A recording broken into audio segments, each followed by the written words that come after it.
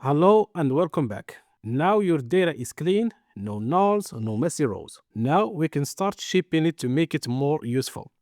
So let's go to the stuff table. Right now we have first name, last name separated into two columns. That's fine. But in most reports, we want a full name like Aaron Miller and Steve Miller.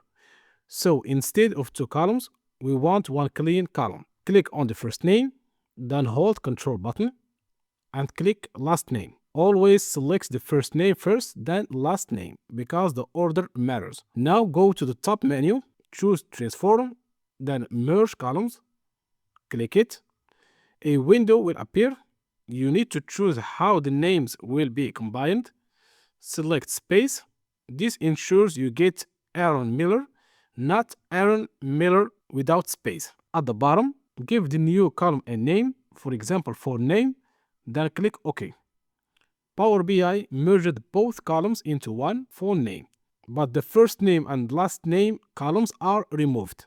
Now your table looks cleaner and more professional. Let's see you already used transform and merge columns, and your original columns are gone. No problem.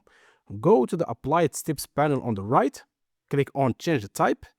This takes you back to the step before merging.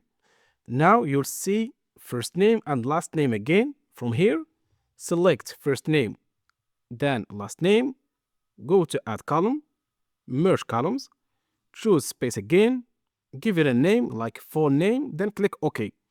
Now look at your table. The merged column appears at the end, and the original columns are still there. So creating a full name column helps with better visuals, cleaner tables, and easier filtering, and more professional dashboards. In the next lesson, we'll continue shaping our data and preparing it for relationships between tables. Thanks for watching, and I'll see you in the next one.